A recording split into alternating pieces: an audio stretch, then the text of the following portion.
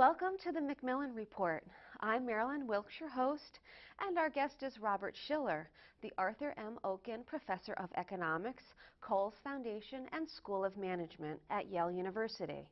Professor Shiller has written numerous articles and books about financial markets, behavioral economics, macroeconomics, real estate, statistical methods, and public attitudes, opinions, and moral judgments regarding markets.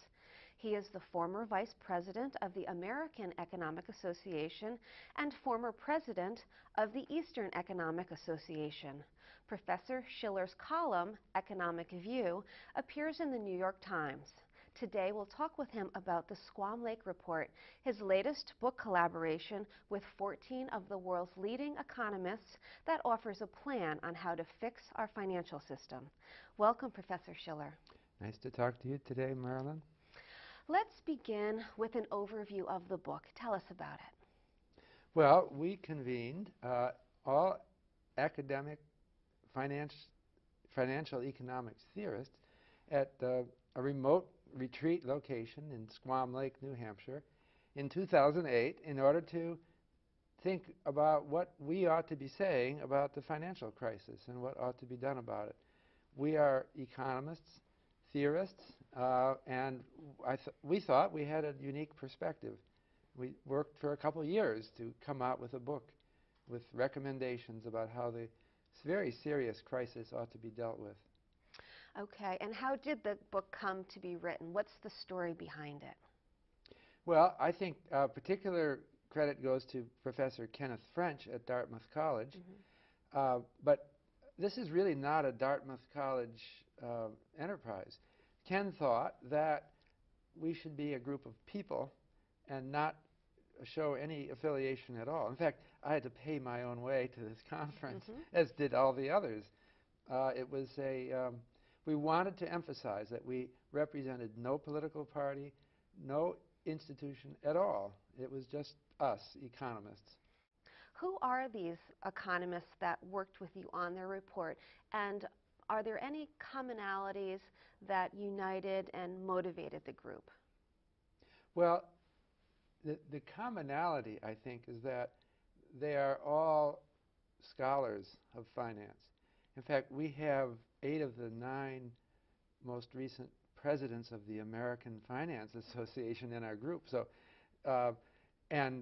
we have a former chairman of the Council of Economic Advisors and a former governor of the Federal Reserve System. So they're people who are who've had a lot of experience, and with different perspectives, though, and different. Some of them are free market economists. Some of them are more liberal in their approach. We had a little bit of trouble agreeing, and so not everything that one might imagine could be done about the crisis is in our report. But we sought common ground and something that we think represents academic expertise. And what were your group's policy recommendations? Tell us about some of them. Well, the policy recommendations have a broad spectrum, and there's a lot of them. And so the Dodd-Frank bill, which came in, was voted in and signed by the president, overlaps substantially with our proposals. But maybe our proposals are a little different or at least more refined and developed in some dimensions. And so I think they will provide a guide to people who have to implement Dodd-Frank now in the future. So the proposals that we have in the report are really based on financial theory, as updated by recent developments.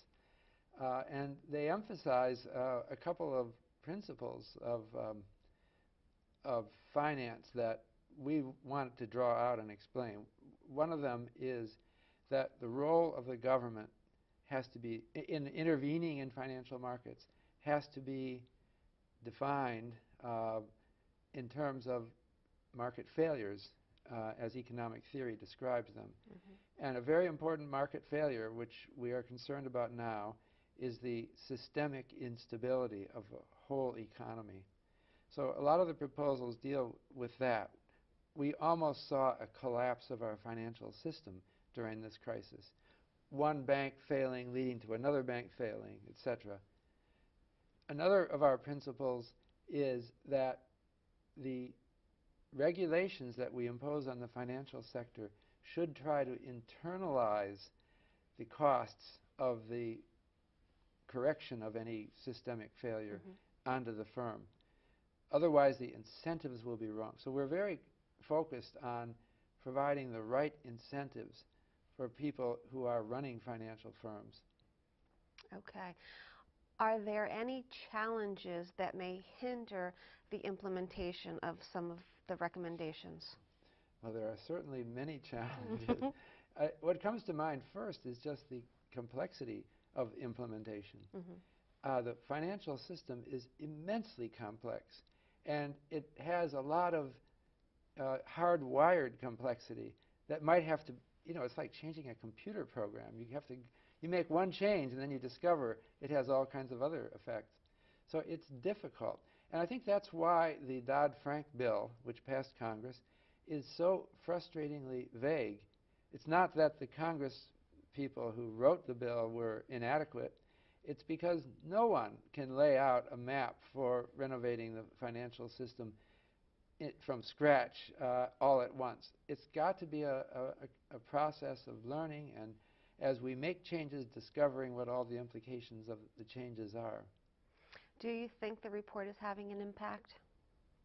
Well, Barney Frank, who's the Frank of Dodd-Frank, told me personally that he has read the report and he thinks that his bill pretty much makes possible almost everything in the report. Not that it puts it into law. You have to understand, the bill has a lot of calls for studies, and it creates new agencies who then have the authority to do things, but it doesn't say that they will do those things. For example, in our report, we had a recommendation for something that's called a contingent capital. This is a technical term in finance. And if you look at the Dodd-Frank, it calls for a study of these, and it has given the authority to regulators to impose them if they decide that it's a good thing to do. So Dodd-Frank, I think, was wise in not imposing a new idea, but making it possible, giving an authority to implement this idea after further study. That sounds weak, maybe, but I don't think it's weak. I think it's reality, and I think Congress was functioning well in this, with this bill. Will the group of economists be meeting again, do you think? Oh, we're already meeting again, right. It's, we're thinking ahead to yet more proposals. Okay, very good. Thank you so much for being here with us today and sharing some of your work. My pleasure, Marilyn. For more information about Professor Schiller and his work, please visit our website at yale.edu/Macmillan Report. Be sure to join us again for another episode of the Macmillan Report, made possible through funding from the Whitney and Betty Macmillan Center for International and Area Studies at Yale. Thanks.